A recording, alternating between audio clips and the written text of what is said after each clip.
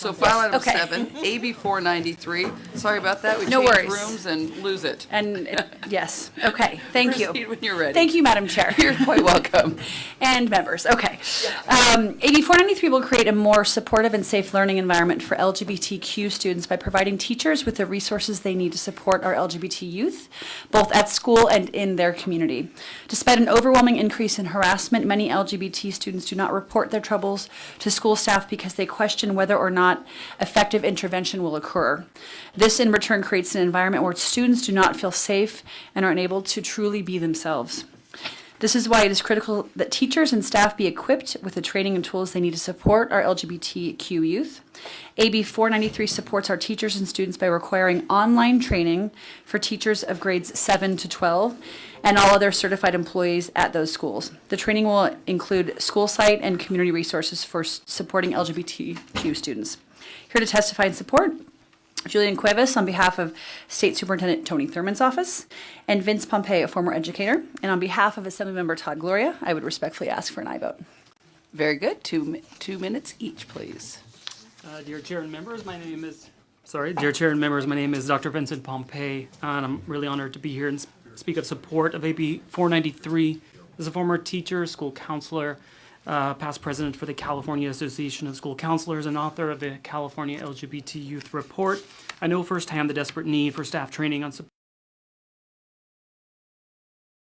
experiencing high levels of peer bullying and family rejection, but very few are finding support and affirmation from their educators. A recent study found that only 5% of LGBTQ students in California say that all of their school staff are supportive of LGBT people, and only 32% say that they always feel safe in their classrooms. This is California data. These California statistics are truly unacceptable for any student of any population in any state in our country. Research proves time and time again that when students feel safe and connected at school, their academic achievement goes up, their attendance rises, and their likelihood of graduation goes up. Unfortunately, this known fact is often ignored when it comes to LGBTQ students, and I'm going to be honest, primarily because the subject matter typically makes district decision makers uncomfortable. With nearly 20 years of experience working with districts on these issues, I've yet to find a school that is safe and welcoming for these students without mandatory staff training. I'm happy to share that the hardworking educators of California are hungry for this type of training. They just need this bill to pass so we make this training a reality. AB 493 isn't only the right thing to do, it is our ethical obligation as individuals who care about all students. I urge you to vote in favor of this life-saving bill. Thank you very much. Next witness.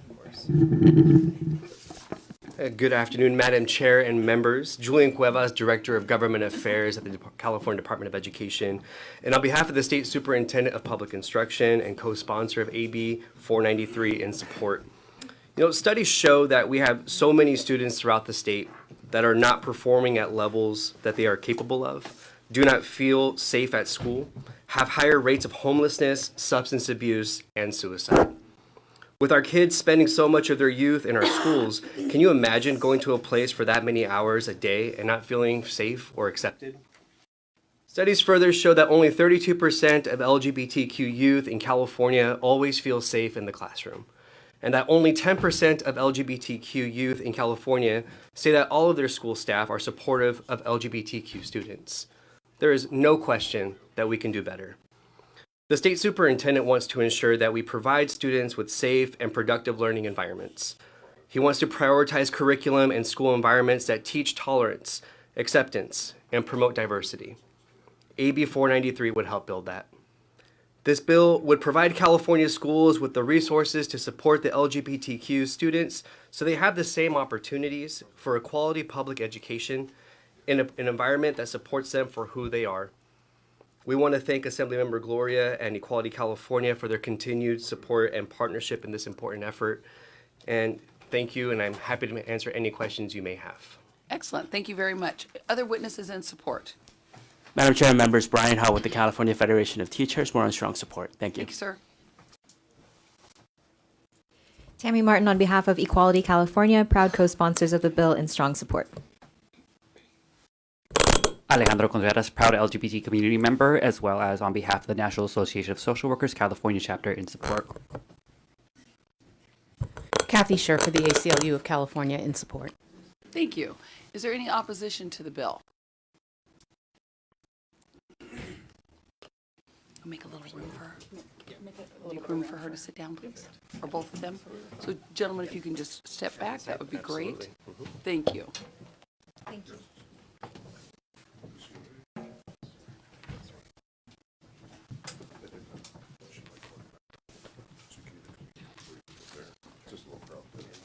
All right, 2 minutes each. I'll let you decide who begins. I'll begin. Okay, very good. Good afternoon. My name is Rachel Olsen, and I have been honored to be teaching TK through third grades in the public school system for the past 20 years. Today, I'm speaking as an individual. I would take a bullet for any child, regardless of their race, religion, or gender. However, I strongly oppose AB 493.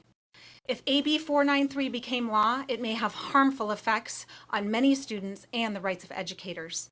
In the Queerly Elementary gender training I recently received for grades TK through 8, I was told to use preferred pronouns to address students, to stop referring to students by their biological genders as boys and girls, and to teach sexual orientation and various gender identities, all of which seek to coerce teachers and students to accept and express ideas about gender and gender identity that may violate their individual beliefs and consciences, especially those who subscribe to the gender binary, which is rooted in objective biology as opposed to subjective thoughts or feelings. Biology is not bigotry. This bill may violate the Establishment Clause of the First Amendment, which requires government neutrality on religion. LGBTQ trainings often cast aspersions upon sincerely held religious beliefs of many public school educators. The U.S. Supreme Court had determined that the government express ideas or thoughts with which they disagree. The U.S. Supreme Court also acknowledges that parents have the primary responsibility to raise their children, not the state. Tolerance is a two-way street. Families and students who have different views of sexuality and gender than are promoted by AB 493, for example, those who affirm the gender binary, must have their beliefs tolerated in our public schools. That is the law, and it is the right thing to do. This bill will likely lead to more families and students leaving our public schools to join growing ranks of private and home schools. Thank you. Next witness. Senator Leyva and members of the Senate Education Committee. I am Dr. Laura Haynes, California psychologist, representing several organizations listed in my handout, which we all want victimization for LGBT students and all students to decrease. But AB 493 will cause an increase. An alarming Harris poll found that young adults, ages 18 to 34, are feeling progressively less comfortable with LGBTQ individuals and with affirmative education. They've had it with attacks on the rights of parents, women and girls, and religious freedom. So doing the same thing, only more of it, is in AB 493 will not end well. There is a better way. The GLSEN survey found traditional religious schools had the lowest bullying and victimization of LGBT students. Other approaches work.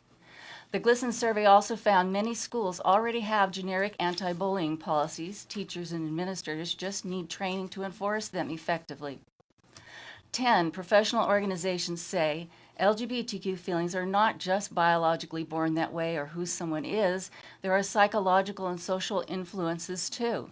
LGBTQ and questioning feelings commonly diminish or resolve for some minors by adulthood.